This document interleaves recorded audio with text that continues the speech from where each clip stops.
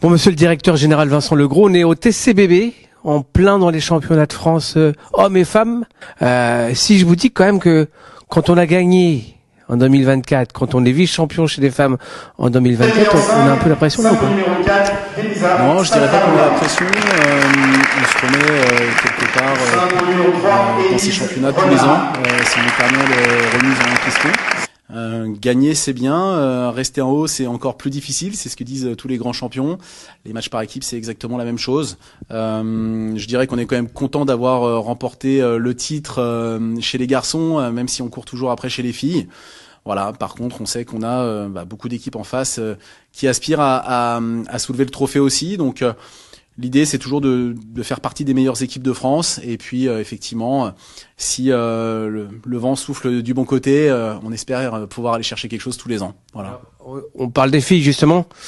Forcément, vous vous doutez la question. C'est un joli coup de com'. Comment on fait d'ailleurs pour attirer dans ses filets la numéro 1 française, Loïs Boisson. Ouais, alors on pense pas faire un coup de com', ça s'est fait assez naturellement. En fait, on a discuté avec son agent avant Roland-Garros pour la petite histoire, donc c'est assez rigolo quand on connaît le parcours de Loïs ensuite sur Roland-Garros cette année. Et puis effectivement, après Roland-Garros, on s'est dit que les discussions allaient peut-être s'arrêter progressivement parce que elle avait basculé dans une nouvelle dimension. Et puis on s'est vraiment très très bien entendu avec son agent.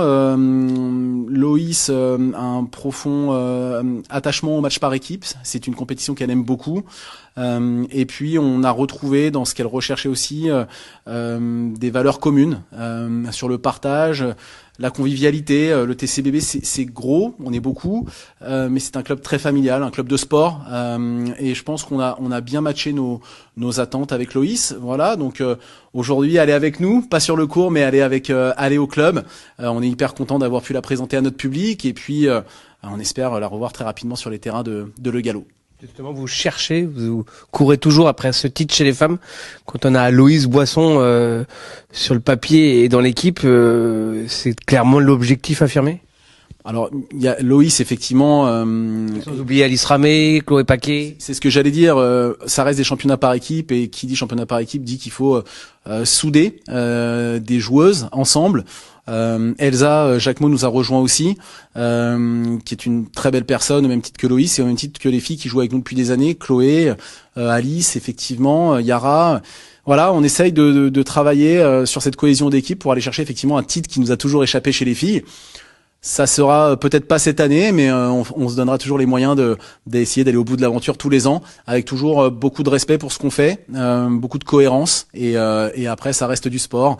On a perdu face à une très belle équipe de Fontainebleau le week-end dernier. On était favoris sur le papier et on voit que les matchs par équipe, c'est pas une science exacte. Donc on va continuer à travailler pour aller chercher ce titre un jour, mais le principal, quand vous voyez derrière moi le monde qu'il y a effectivement pour venir assister à ces rencontres, c'est aussi là la grande fierté qu'on a, c'est de bénéficier de ces championnats de France pour faire vivre notre club.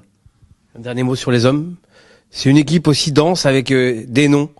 C'est pas rien non plus quand même d'avoir Mpetshi, Bonzi dans son équipe.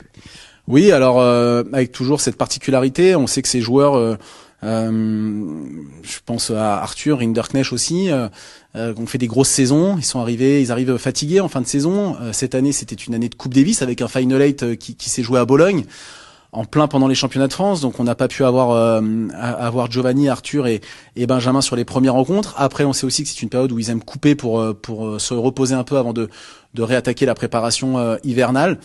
Donc là encore, voilà, il n'y a pas de science exacte. On aurait aimé les avoir un peu plus, mais la vie de joueur professionnel, c'est un programme chargé et il n'y a pas toujours la place de pouvoir coller aux besoins du club, et on l'entend tout à fait. Donc on est heureux de les avoir au club. Ils représentent notre image, nos valeurs.